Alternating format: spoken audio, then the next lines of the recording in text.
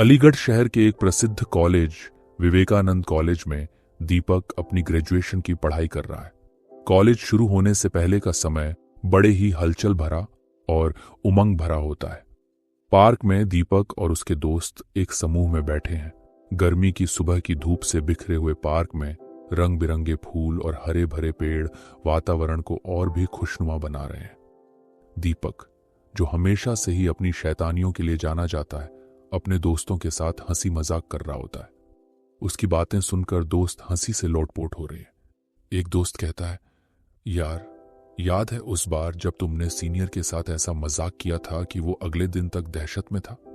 दीपक हंसते हुए कहता है, हाँ, वह दिन यादगार था, लेकिन तुम लोगों ने भी हमारी मस्ती के बारे में जब भी बताया, मैं हंस पड़ता हूं। इस बीच कॉलेज के बड़े से गेट पर एक चमचमाती गाड़ी आकर रुकती है। गेट खुलता है और एक खूबसूरत लड़की उतरती है। वह 22 साल की दीपिका है, जो अपने आत्म आश्वस्त और सरल तरीके से कॉलेज में कदम रखती है।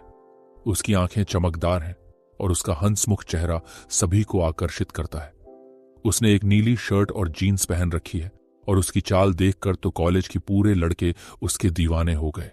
दीपिका कॉलेज में कदम रखती है। वह इस कॉलेज में नई होती है, इसलिए उसे यहां का कुछ भी पता नहीं होता। आगे बढ़ते हुए वह सीधा दीपक के पास आकर रुकती है।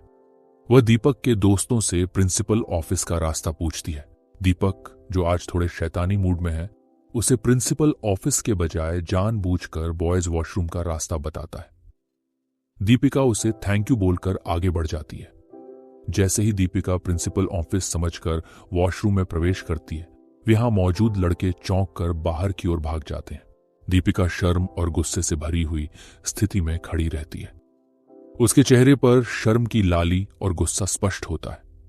उसे पता चलता है कि उन लड़कों ने उसके साथ बहुत ही घटिया मजाक किया है। दीपिका को यह एहसास होता है कि दीपक ने जानबूझकर उसके साथ मजाक किया है। वह गुस्से में वॉशरूम से बाहर निकलती है और कॉलेज की गलियों में चलने लगती है। उसके दिल में दीपक के प्रति गुस्सा और बदले की भावना उभरने लगती है। कुछ दिन यूं ही गुजरते हैं। दीपिका कॉलेज में कई लड़कियों से दोस्ती कर लेती है।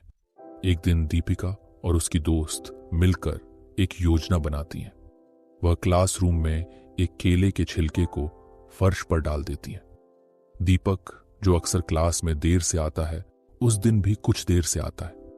जैसे ही वह क्लास में घुसता है, उसका पैर छिलके पर पड़ जाता है और वह तेजी से फिसलकर प्रिंसिपल की बेटी सौम्या के ऊपर गिर जाता है।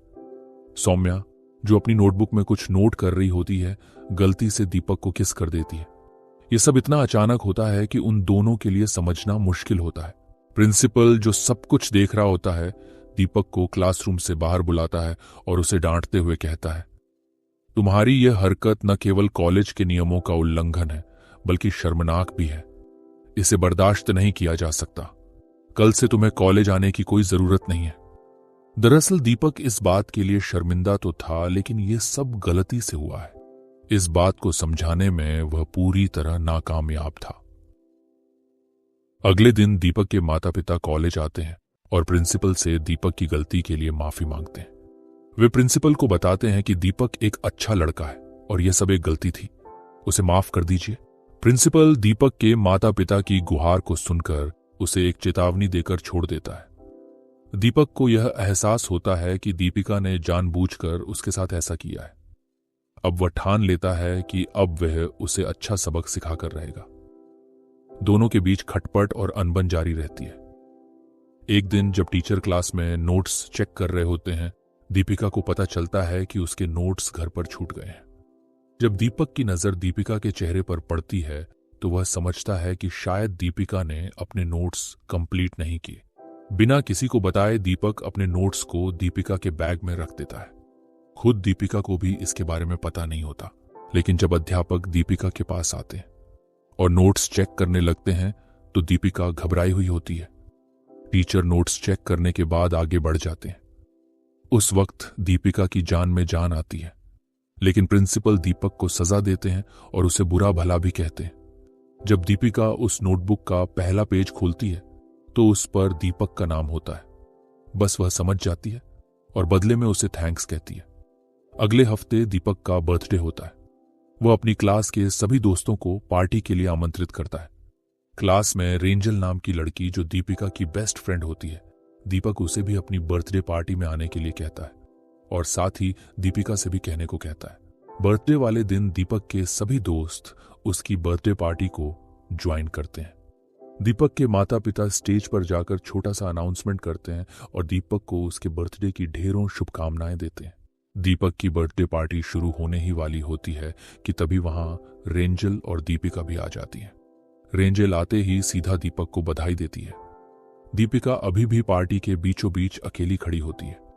जब दीपक की नजर दीपिका पर जाती है तो वह उसे दिखाता ही रह जाता है। आज दीपिका सच में बहुत ही ज्यादा खूबसूरत लग रही थी। उसने पिंक कलर की फ्रॉक पहनी हुई है जिसमें वो बिल्कुल किसी अप्सरा की तरह लग रही है। आज उसका सौंदर्य कॉलेज के पहले दिन से भी ज्यादा था। बर्थडे पार्टी में दीपिका का आना दीपक को काफी अच्छा लगता है। दीपक उसे आवाज देता है। दीपिका उसके पास जाती है। दीपक दीपिका को अपने माता पिता से मिलवाता है। पार्टी शुरू होती है और सभी खूब एंजॉय करते हैं। कुछ समय बाद रेंजल और दीपिका दीपक से घर जाने के लिए बोलती हैं। दीपक उन्हें अपनी कार से उन्हें घर ड्रॉप करता है। कॉलेज का अगला दिन कुछ अलग सा होता है। अब कॉलेज के लड़कों और लड़कियों का ग्रुप पूरा एक हो चुका होता है और खूब मस्ती कर रहा होता है। दीपक और दीपिका भी यह देखकर खूब खुश होते हैं। उन दोनों के बीच भी काफी अच्छी दोस्ती हो जाती है। समय गुजरने लगता है। वे साथ में फिल्में देखने, शॉपिंग पर जाने और एक दूसरे के साथ समय बिताने लगते हैं। उनका रिश्ता अब धीरे धीरे दोस्ती से ऊपर होता है। एक दिन दीपिका का जन्मदिन आता है और वह बाकी दोस्तों सहित दीपक को अपने घर पर बुलाती है। दीपिका के माता पिता किसी जरूरी काम से बाहर गए हुए होते हैं। दीपक दीपिका के जन्मदिन के लिए एक सुंदर सा केक और कुछ तोहफा खरीद लेता है। यह तोहफा दीपिका को पूरी तरह चौंका कर रख देने वाला था। जब शाम को सभी दोस्त इकट्ठा होते हैं तो दीपक उस केक को लेकर आता है। दीपिका अपने जन्मदिन का केक काटती है और उसे अपने दोस्तों में बांटती है। केक काटने के तुरंत बाद दीपक घुटनों के बाल होकर दीपिका का हाथ मांगता है। दीपिका जब हाथ देती है तो वह अपनी जेब से एक रिंग निकलता है। यह देखकर दीपिका सच में एक्साइटेड हो जाती है। उसे इस जन्मदिन पर ऐसा तोहफा मिलेगा उसने सोचा भी नहीं होता। दीपक उसे रिंग पहनाता है और प्रपोज भी करता है। दीपिका इस प्रपोजल को एक्सेप्ट करती है और बदले में आई लव यू टू बोलती है। दीपक खड़ा होता है और उसे माथे पर चुंबन देता है और इस प्यार से रिश्ते को अंतिम पलों तक निभाने का वादा भी करता है।